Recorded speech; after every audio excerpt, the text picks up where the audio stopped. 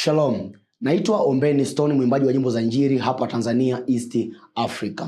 Tarehe 23 mwezi wa kwanza mwaka huu 2025, akaunti yangu ya YouTube ya Ombeni Stone iliibwa au tunasema ilidukuliwa, ilikuwa hacked. So harakati za kuirudisha zimefanyika kwa muda mrefu sana, lakini kwa bahati mbaya hatujafanikiwa kuirudisha.